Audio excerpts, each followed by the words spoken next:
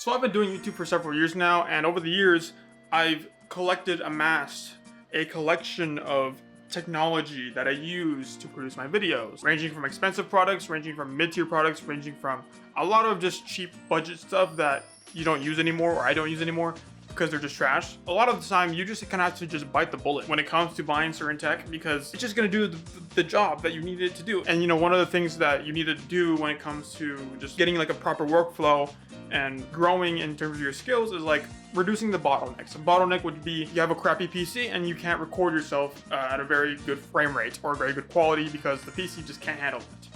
You might have to buy a better PC. That's just the truth. All that being said, I'll get right into the tech that I use to create content right now. Number one, the camera. I use a Sony ZV-E10. Can I do this real quick? I don't know if you guys can see the reflection of my camera. I can take a picture. Hold on. Here, this is the photo of the camera.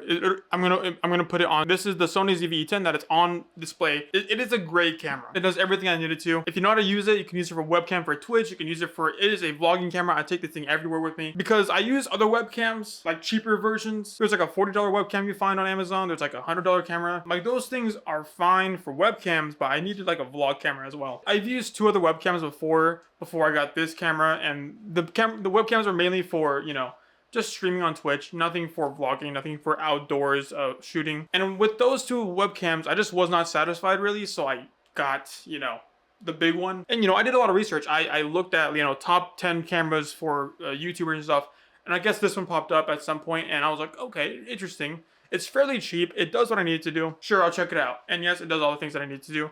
It can do 1080p at 60 FPS or I think more. Also does 4K at 30 FPS. I'm using the 4K right now. The 1080p is not that good.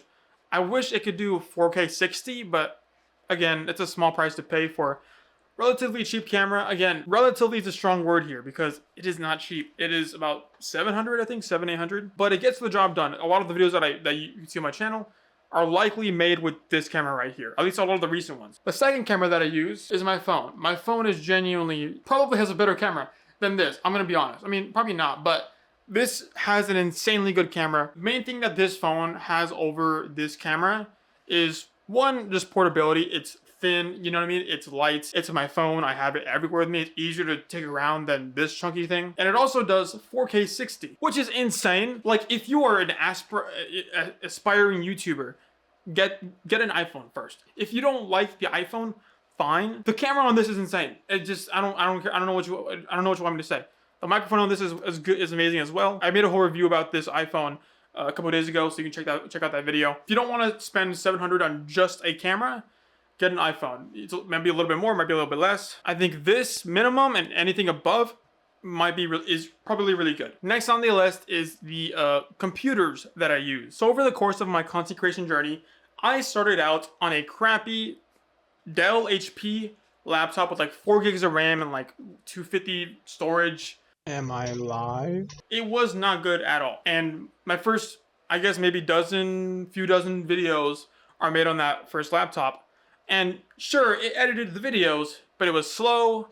It got really hot, and you know, it didn't do the job that well. If it's a laptop that you know your parents bought you for high school, yeah, you might need to upgrade. But after that laptop, I eventually decided to upgrade, not to a better laptop, but to a PC. And the video where I made the PC is still up on the channel. It's down here. I don't know if I can show you guys. I don't know if you guys can see it. I'm pretty sure you guys can see it. This is my PC.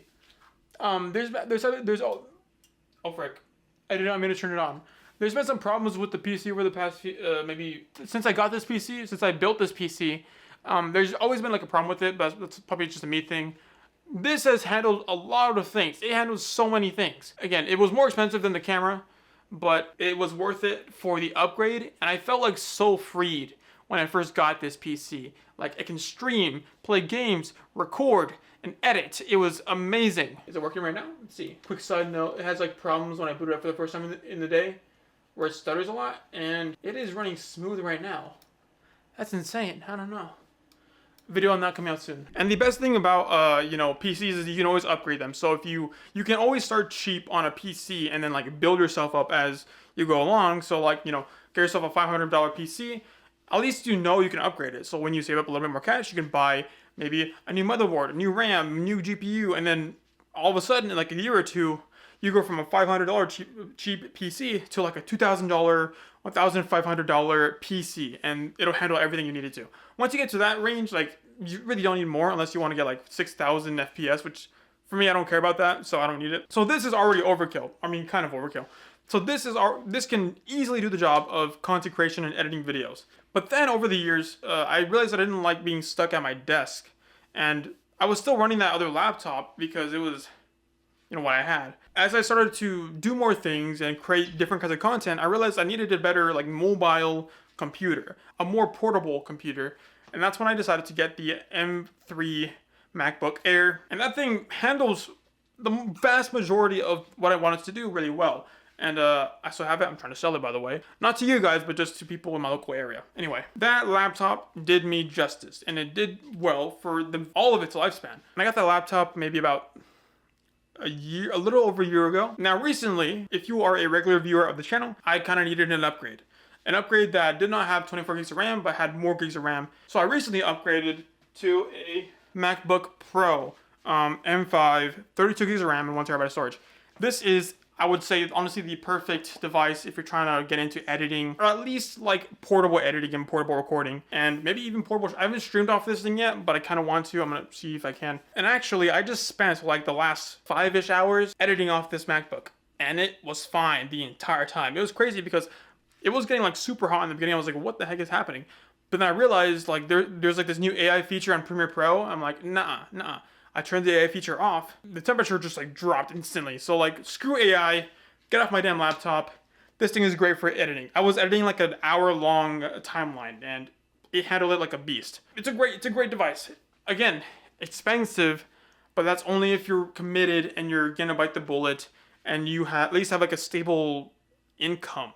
You get what I'm saying? And here is the current specs for my PC right now. All the gear, all the pieces that I put. A good chunk of that is new parts that I put in, at least within the past year or so. You let me know if I did good. Now, microphones, the second, I guess the next most important thing about YouTube videos is audio.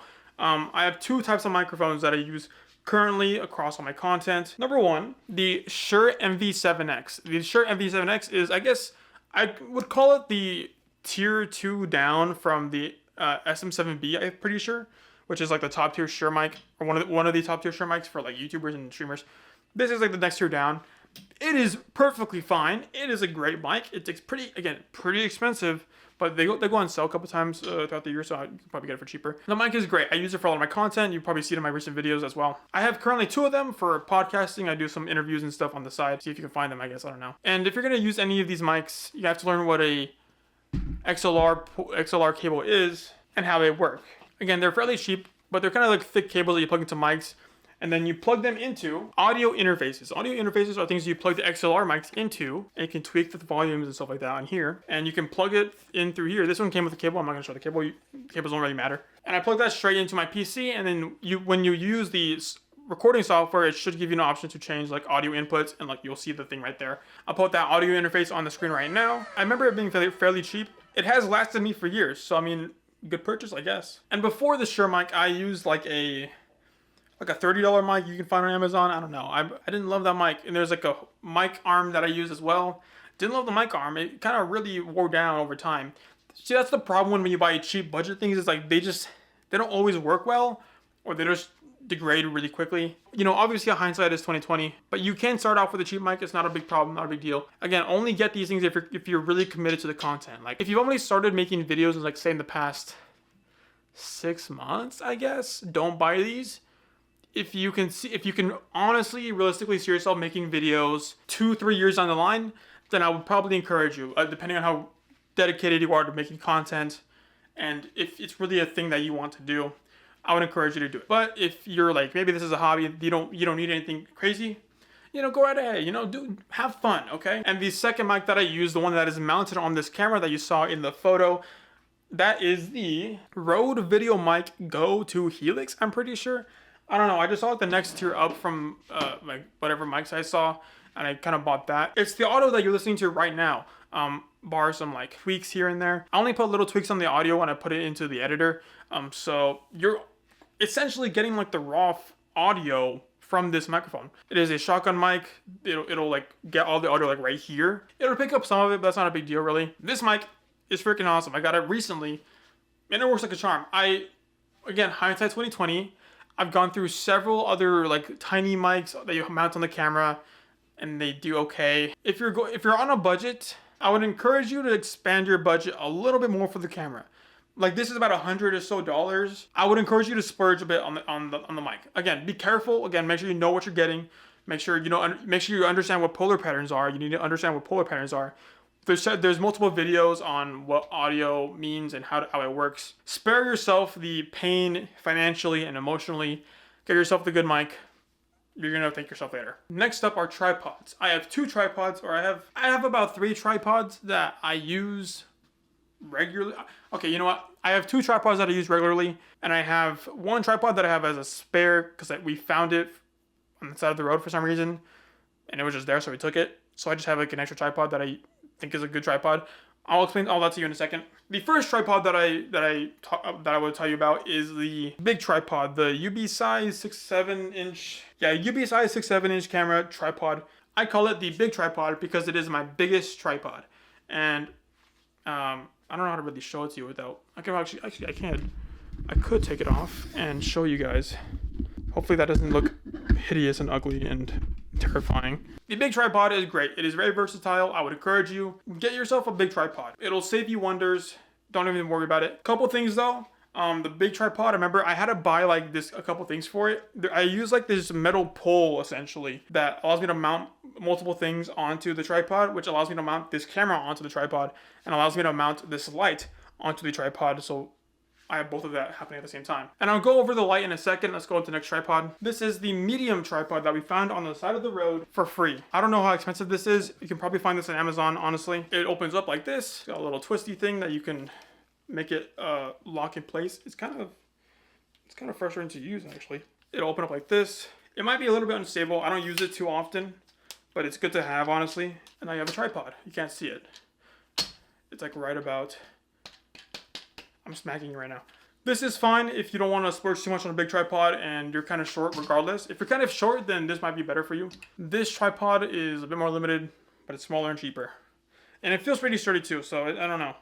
The last tripod in the family of tripods that I use is one that I got inspired by from Casey Neistat.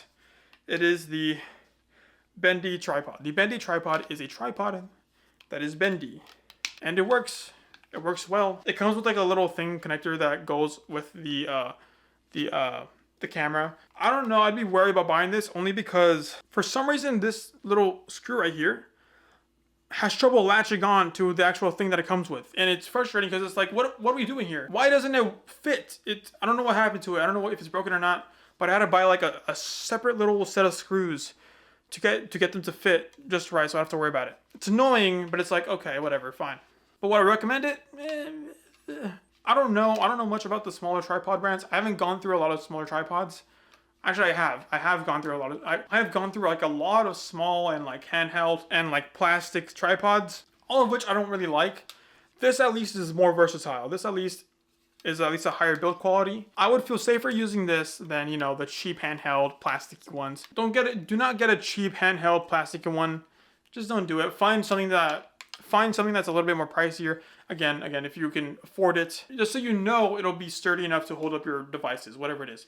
And I put my phone on here. I have like a little phone like holder thing that I put on here. Works just as fine. Speaking of phone holders, one thing that I like is that with my iPhone 16, I have a mirror case, and that's not for style, it's for strategy. I don't know if that counts. So that way when I record myself, I can use the good cameras, and I put myself in the mirror of the camera, so I know I'm always in the center of the camera. Smart. The camera might overheat in a little bit, so I gotta hurry this up. My hair looks crazy. One side note, I forgot to mention, there's one piece of tech that is really vital if you're gonna get a camera like the Sony ZV-E10. Is my hair actually that bad? What the frick is going on with my hair? There's a device that I use with the Sony ZV-E10 that is really important when it comes to streaming at home, because on the go you can't really do that. This little handy thing is a camera cooler. You can probably find more versions of this like on Amazon. This thing is really good because it cools down your camera. You strap it on, this little thingy holds onto one of the things in the back, and it just stays and blows air into the camera. And what this does is it cools down the camera so it doesn't overheat. It can go on for hours and hours and hours. My camera will probably go a few hours without overheating for like a stream, but then once it overheats, it'll turn off. I gotta, do something about it. After buying this, the camera can go on and help me stream for like 8 hours, 12 hours. I've done 12-hour streams before with this camera with this little thingy on the back. I just like plug it in with the USB-C and just let it run. It's awesome. Last couple things. The big light that I use for this is this right here. I can probably it came with a 2-pack, so I can show you the other one that I'm not using. The big light looks like this. You strap it onto the back of the, you can't really see it. You can put it on a tripod and it'll shine light. Mine particularly has some options, some little buttons they can use. Really good big light. I mean, it lights it up like this. If I could, I would have like 2 big lights going on different directions, so that way I can light myself better. But right now, I think this does perfectly fine for me. This one particularly was unlisted from Amazon. I'll put it here regardless, but if you can't find if you can't find it on Amazon, there's probably other versions that are there you can probably find. And they were very cheap, and you can probably find similar versions on Amazon. And lastly, I have a standing desk with a treadmill. I can't show it to you right now. I'm going to do it after in post. The reason why I got the treadmill and standing desk was because I wanted to spend more time, working my body out. By getting the standing desk, I can put my laptop on there, or maybe if you are someone else that wants to use their PC, you can put your monitors and stuff on there and be on the standing desk while you're on the treadmill. So now you're walking and also doing work on the thing. I love it. I use it all the time. And that is pretty much it. The headphones, they don't matter. Make sure to have extra plugs to power all the little extra things that you have. Again, like the big light requires a USB, so I have multiple plugs right here that I plug everything into when I stream or go live. Just be prepared for like the power required to power a lot of these things. And again, don't buy everything right away. Just go as you need to. Go as you feel like, okay, maybe I need this tool now to solve this issue. Maybe your camera's overheating a lot. Maybe get a little camera cooler or figure out ways to make your camera not overheat while you're recording something. Also, by the way, using this thing with the camera mic on top, you're gonna hear the buzzing, the buzzing of the fans on there. So I would not recommend it. That's why when I stream, I don't use this mic right here. I use the Shure SM7, the Shure something to stream. If you have any questions about the tech, let me know. I'll be happy to answer any in the comments. And I'll see you guys tomorrow. Peace out.